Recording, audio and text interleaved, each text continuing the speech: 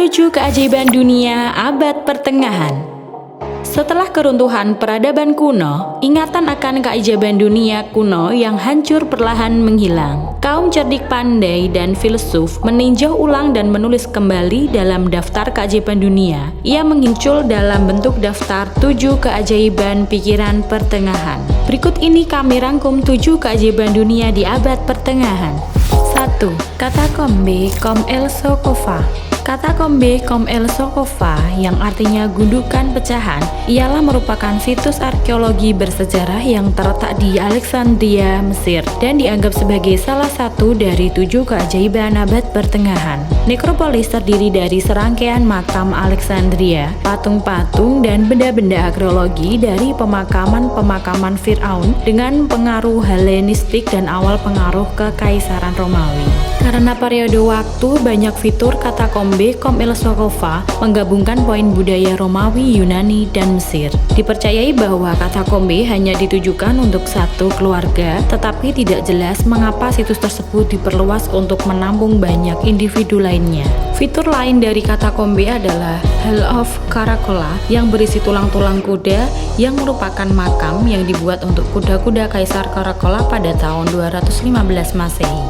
2. Colosseum. 3. Tembok Besar Cina. Tembok Besar Cina atau Tembok Besar Tiongkok adalah bangunan terpanjang yang pernah diciptakan manusia di Tiongkok, Cina, dan dianggap sebagai salah satu dari 7 keajaiban dunia pada tahun 1987. Bangunan ini dimasukkan dalam daftar situs warisan dunia UNESCO. Sejarahnya, pembangunan Tembok Besar Tiongkok merupakan salah satu bagian terpenting dalam sejarah arsitektur Tiongkok, yakni untuk membatasi wilayah-wilayah perkotaan dan perumahan. Berbagai teori mengapa tembok besar didirikan antara lain sebagai benteng pertahanan, batas kepemilikan lahan, penanda perbatasan, dan jalur komunikasi untuk menyampaikan pesan. Berdasarkan bukti tertulis yang bisa diterima umum, pada dasarnya tembok besar Tiongkok dikonstruksikan mayoritas pada periode dinasti Qin, dinasti Han, dan dinasti Ming.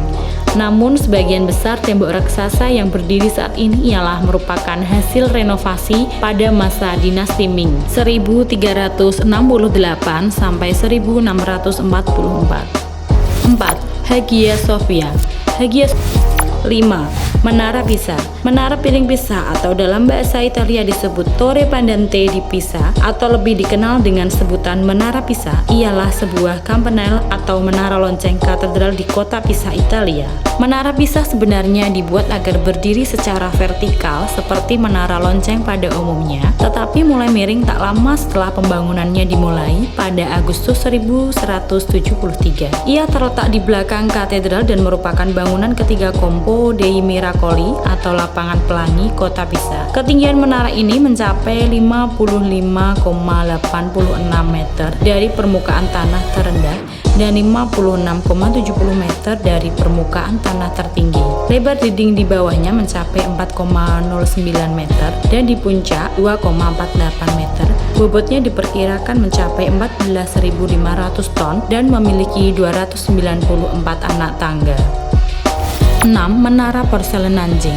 Menara Porselen Nanjing merupakan bagian dari bekas Wihara Bawen, yaitu sebuah situs bersejarah yang terletak di tepi selatan dari Sungai Qinhuai, bagian luar di Nanjing, Tiongkok. Ia merupakan sebuah pagoda yang dibangun pada abad ke-15 semasa dinasti Ming, tetapi sebagian besar hancur pada abad ke-19 selama berlangsungnya pemberontakan Taiping. Sebuah replika modern sesuai ukuran aslinya sekarang ada di Nanjing. Pada tahun 2010, Wang Jianlin, seorang pengusaha Tiongkok, menyumbang 1 miliar yuan kepada kota Nanjing untuk pembangunannya. Hal ini diberitakan sebagai sumbangan pribadi tunggal terbesar yang pernah dibuat di Tiongkok pada Desember 2015. Replika modern dan taman sekitarnya dibuka untuk umum. 7. Stonehenge. Stonehenge merupakan suatu bangunan yang dibangun pada zaman perunggu dan Neolitikum. Ia terletak berdekatan dengan Amesbury di Wiltshire, Inggris, sekitar 13 km barat barat laut Salisbury. Sebagai salah satu situs yang paling terkenal di dunia, Stonehenge merupakan lingkaran batu tegak yang berada di dalam lingkup tembok tanah. Gundukan tanah dan parit berbentuk melingkar yang ada di sekitarnya merupakan penanda mengenai tahapan awal pembangunan monumen tersebut.